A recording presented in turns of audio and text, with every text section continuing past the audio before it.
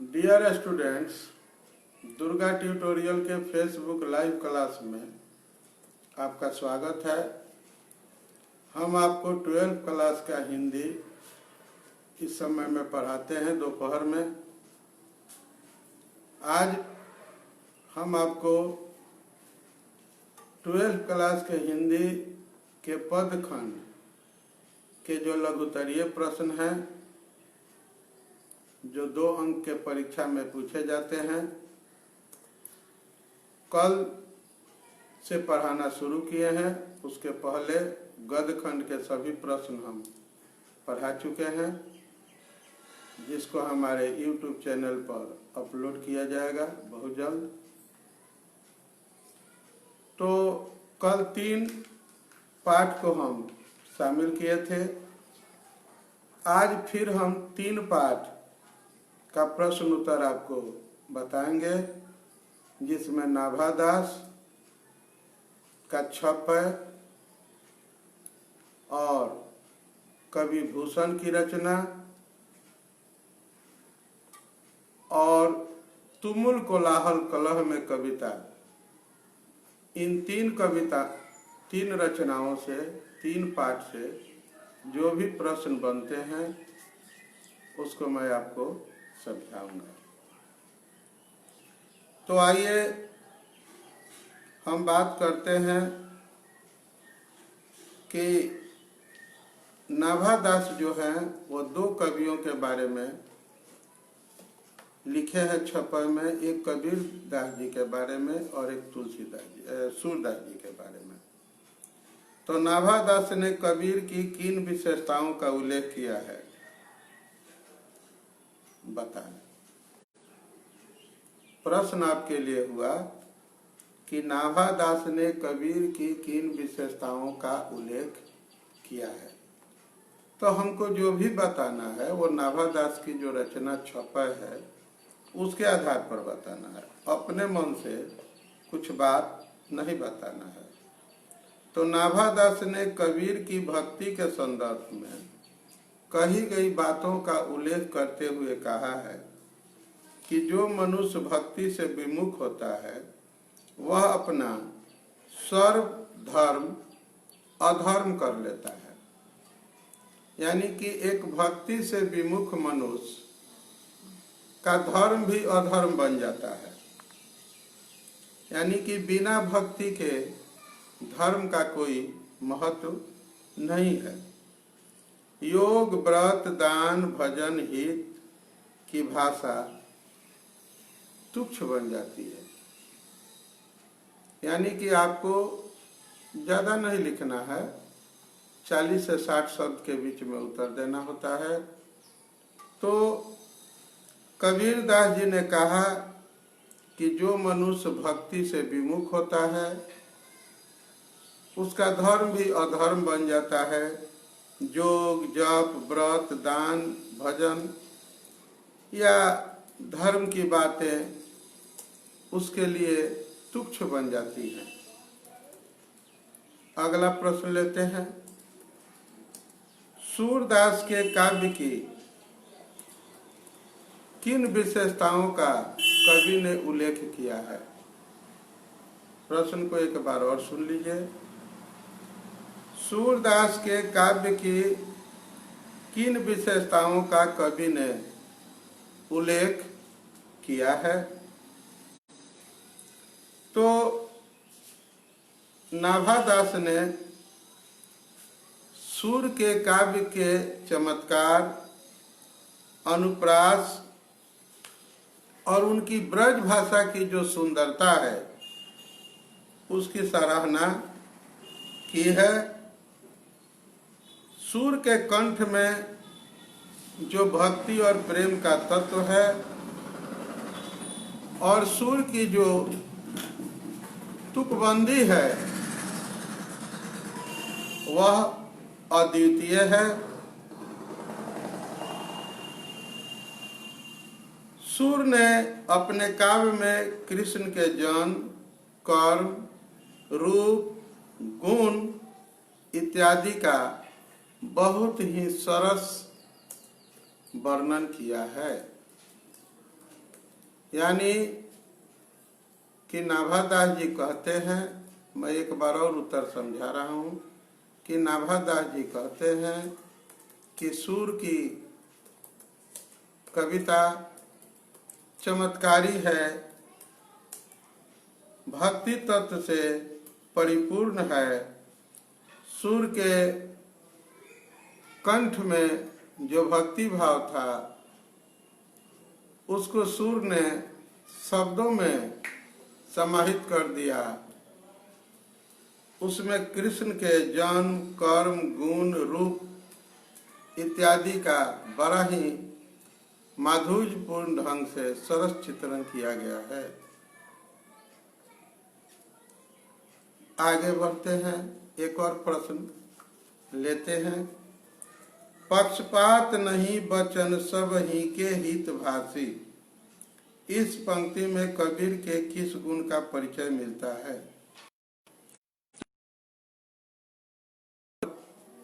या धर्म में जो पाखंड है या धर्म के नाम पर जो लोग गलतियां करते हैं, वो चाहे हिंदू हो चाहे मुसलमान हो, दोनों की आलोचना कबीर ने समान भाव से की है। कबीर ने किसी के साथ पक्षपात नहीं किया है, यानी कि कबीर की आलोचना सांप्रदायिक नहीं थी। कबीर ने जो भी आलोचना की वह संप्रदाय विशेष को ध्यान में रखकर नहीं की, बल्कि तटस्थ भाव से एक आलोचक की तरह उन्होंने जिसमें जो कमियां देखी, कहीं हिंदुओं में कमी नजर आई तो हिंदुओं को भी शिकायत किए, मुसलमानों में कमी आई तो मुसलमानों की भी शिकायत किए। यानी कि कबीर जो थे निरपेक्ष भाव से जो सत्य था उसकी चर्चा, उसका अन्वेषण उन्होंने किया है। एक प्रश्न है अब भूषण की रचना से हम, जिसमें वे छत्रसाल और शिवाजी की प्रशंसा किए हैं, तो एक प्रश्न बहुत इम्पोर्टेंट क्वेश्चन बनता है कि शिवाजी की तुलना भूषण ने मृगराज से क्यों की है? बहुत नाइस क्वेश्चन है कि शिवाजी की तुलना भूषण ने मृगराज से क्यों की है। थोड़ा सा मैं पहले आपको मृगराज का मतलब समझा दूं। मृगराज कहते हैं, देखिए मृग कहते हैं पशु को, संस्कृत भाषा का शब्द है। राज मतलब राजा, पशुओं का राजा। तो जंगल में जितने जंगली जीव होते हैं, पशु होते हैं, वो जंगल का राजा कौन होता है? शेर होता है। तो मृगराज का मतलब होता है शेर। और शेर जो है वो हाथी को पराजित कर देता है। हाथी विशाल होता है देखने में, लेकिन उसे पराजित कर देता है। तो शिवाजी संख्या बल में कम है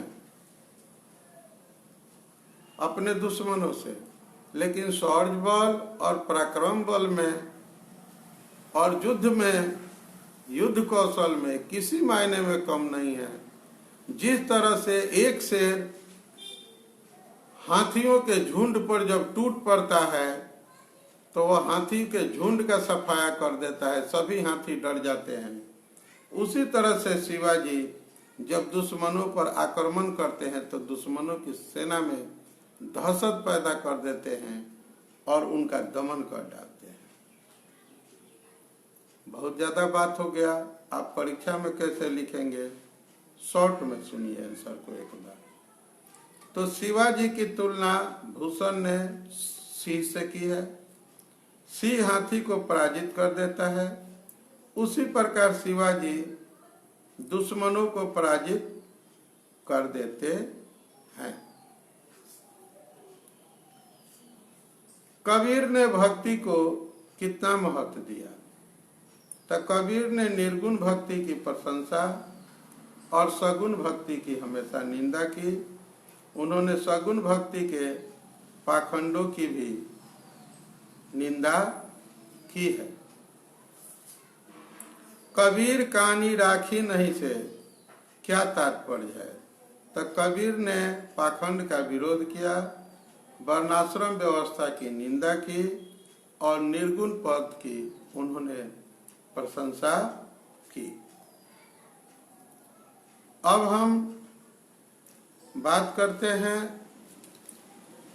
छत्रसाल के बारे में। थोड़ा सा छत्रसाल के बारे में बात कर लेते हैं। छत्रसाल की तलवार कैसी है? तो इसमें कई उपमाएं वह दिए हैं। कहते हैं कि छत्रसाल की तलवार जो है सूर्य जैसी चमक और नागिन जैसी तेज गति वाली है, और वह जब म्यान से निकलती है तो शत्रुओं के गले को काटती हुई पार कर जाती है, और लगता है कि वह शत्रुओं के सर को काटकर और काल को जो है बलि चढ़ा रही है। अब हम चलते हैं और एक कविता है आप लोगों की, तुमुल कोलाहल कलह में, जयशंकर प्रसाद की लिखी हुई कविता। उस कविता से प्रश्न चुनते हैं। तो तुमुल कोलाहल कलह में मैं हृदय की बात रे मन, इस तरह से कविता का आरंभ हुआ है। तो प्रश्न होता है कि हृदय की बात का क्या कार्य है। प्रश्न हो गया आपके लिए कि हृदय की बात का क्या कार्य है।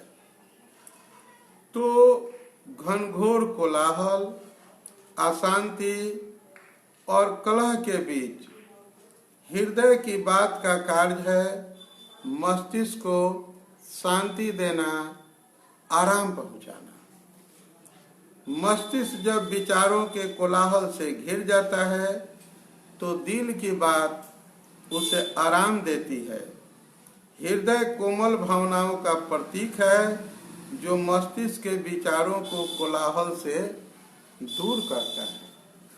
इंसान जब दिमाग के खुरफात से या इंसान जब दिमागी तौर पर परेशान हो जाता है तो उसे दिल की भावना जो होती है, दिल की धड़कन जो होती है, वो सुकून देती है। तो मन जो है, मन की बात यानी दिल की बात, वो है जो मस्तिष्क में आए हुए विचारों के कारण उलझे हुए इंसान को, परेशान व्यक्ति को शांति और सुकून देती है। कहने का मतलब कि यहाँ पर बुद्धि, मस्तिष्क बुद्धि का प्रतीक है और हृदय जो है वो भावना और भावना का प्रतीक है। तो हमारी बुद्धि जब हमारे जिंदगी को उलझा देती है तो मन की कोमल भावनाएं हमें सुकून देती है, हमें आराम देती है, हमें इत्मीनान देती है। यही जो है हृदय की बात का मतलब है। तुमुल कोलाहल कलह कविता का केंद्रीय भाव क्या है? तो इस कविता का केंद्रीय भाव यह है कि प्रेम जब बुद्धि के जाल में फंस जाता है और प्रेमी बेचैन हो जाता है, वह तड़पने लगता है, तो श्रद्धा जो होती है वो श्रद्धा ही है जो प्रेमी को गिरने से थाम लेती है। मानो ये कहती हो कि देख लो आवाज देकर पास अपने पाओगे, आओगे तन्हा मगर तन्हा नहीं तुम जाओगे। बाहों में तुम्हें थाम लेंगे जब भी ठोकर खाओगे, देख लो आवाज देकर पास अपने पाओगे। तो बुद्धि मोहब्बत में चतुराई, आप 10th क्लास का मेरा लेक्चर तो नहीं सुनेंगे, आप 12th के विद्यार्थी हैं, लेकिन 10th क्लास की हम कविता पढ़ाए हैं। उसमें सुजान के बारे में जैसे घनानंद जी ने कहा था। तो बुद्धि, मस्तिष्क की सोच प्रेमी को उलझा देती है, तो उसे सुकून कौन देती है? श्रद्धा देती है। तो इस कविता का केंद्रीय भाव यह है कि प्रेम में श्रद्धा का होना, मोहब्बत में शौक का होना जो है वह बहुत जरूरी है। अगर शौक न हो तो यकीन जो होता है वह अकेला पड़ जाता है, लड़खड़ा जाता है। आगे बढ़ते हैं और एक प्रश्न और हम लोग लेते हैं। चातकी किसके लिए तरसती है? बहुत नाइस क्वेश्चन है। चातकी किसके लिए तरसती है, इस प्रश्न की हम चर्चा करेंगे। और एक बात आपको बता दें कि ये VVI क्वेश्चन है। मैं अभी तक जितना क्वेश्चन पढ़ाया भले उसको मत याद कीजिएगा, लेकिन इस प्रश्न को जरूर याद कीजिएगा।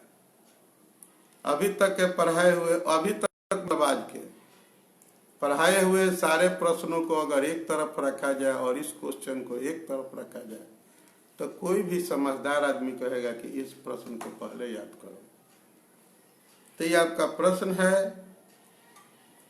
कि चातकी किसके लिए तरसती है।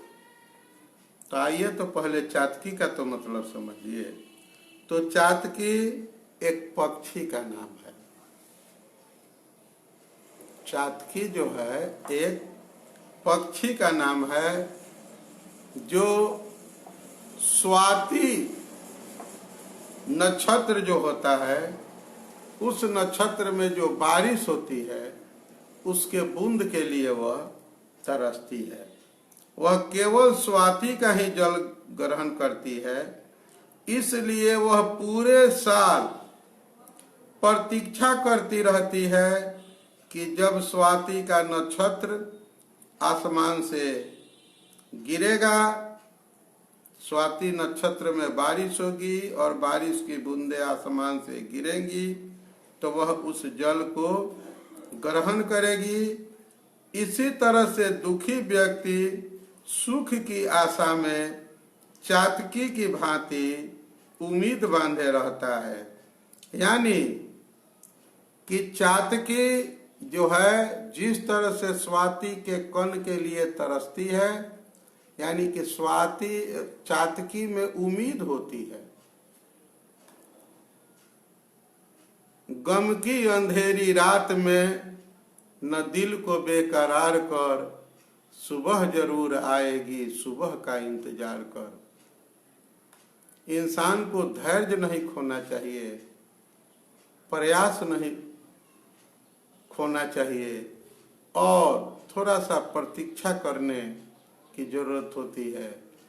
तो चातकी जो है वह उम्मीद के सहारे रहती है कि स्वाति नक्षत्र आएगी, उसमें बारिश होगी और उसके बूंदे जो हैं उसको तृप्ति देंगी।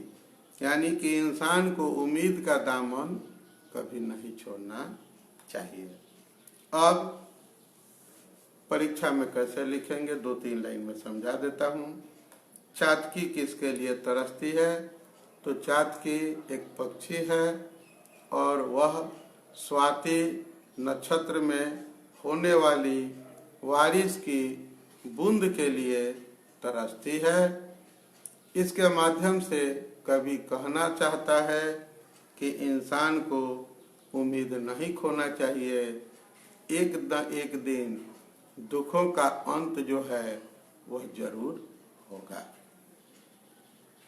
तो आज हम 3 पाठ से जो भी महत्वपूर्ण प्रश्न थे आपके लिए वो हमने आपको बताया। अब हम एक प्रश्न और बताना उचित समझेंगे कि शिवाजी की तुलना कवि भूषण ने किससे की है। हम आपको बताएंगे कि शिवाजी की तुलना कवि भूषण ने किससे की है। आपको एक और बात बता दें कि आपकी पाठ्य पुस्तक जो है दिगंत भाग 2 उसमें 13 गद्यखंड और 13 पदखंड के पाठ हैं। कुल 26 पाठ हैं। उन 26 पाठ का पूरा लेक्चर वीडियो हमने बनाकर अपने YouTube चैनल पर अपलोड कर दिया है। आपको हम उसमें जो शॉर्ट क्वेश्चन बच गए हैं, लॉन्ग क्वेश्चन ऑब्जेक्टिव क्वेश्चन की पूर्ति वहीं से हो जाएगी।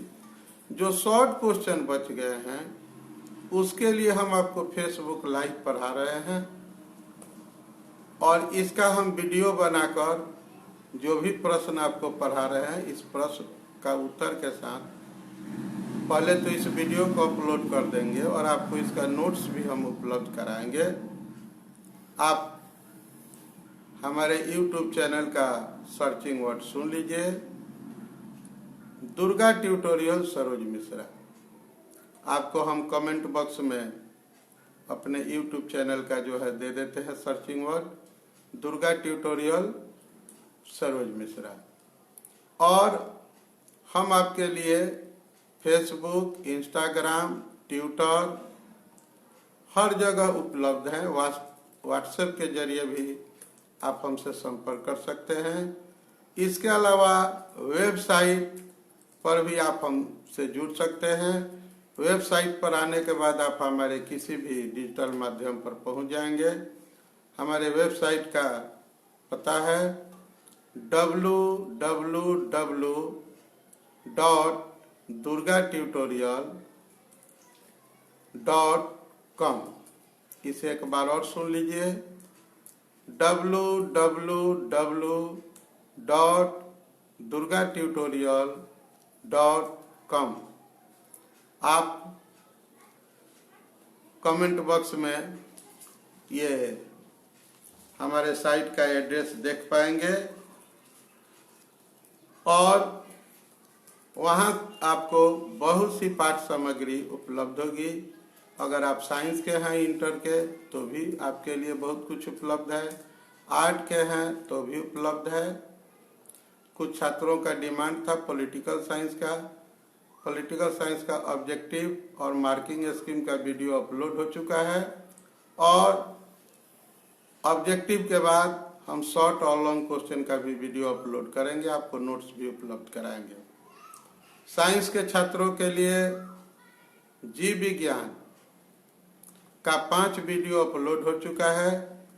कुल 17 वीडियो अपलोड करेंगे हम लोग, जिसमें से 5 अपलोड कर चुके हैं। 6ठा वीडियो 1-2 दिन में अपलोड होने वाला है। एक वीडियो मार्किंग स्कीम का है। उसके बाद आपको 4 यूनिट है, कुल 16 अध्याय हैं। सबसे 4-4 वीडियो अपलोड किया जाएगा। वहां पर आप जाकर हमारे YouTube चैनल पर जब जाइएगा तो कम्युनिटी बटन में जाइए, कुछ आने वाले जो वीडियो हैं उनका वहां पर जानकारी आपको मिलेगी। आप हमारे वेबसाइट पर जाकर भी बायोलॉजी का नोट्स और वीडियो दोनों देख पाएंगे। एक बार और पता बता देते हैं, www.durgatutorial.com। और बहुत जल्दी आप दुर्गा ट्यूटोरियल के YouTube चैनल पर मेरा लाइव जो है वो देखेंगे।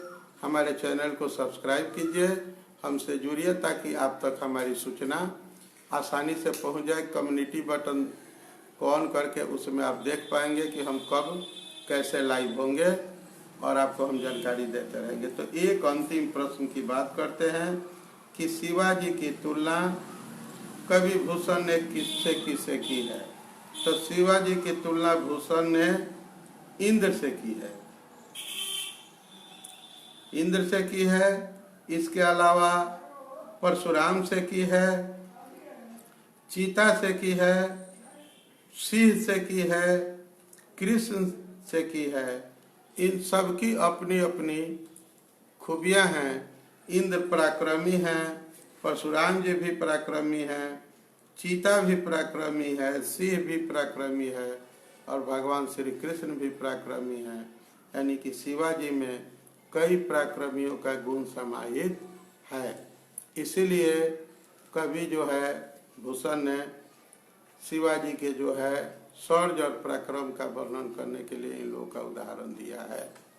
अब हम फिर कल 2 बजे फेसबुक लाइव में आपसे मिलेंगे और 10th के विद्यार्थियों के लिए शाम 7 बजे हम मिलेंगे और हमारे YouTube चैनल पर आप इसका फिर से रिकॉर्डिंग इस कार्यक्रम का देख पाएंगे। YouTube चैनल का सर्चिंग वर्ड है Durga tutorial Saroj Mishra. Thank you for watching my lecture.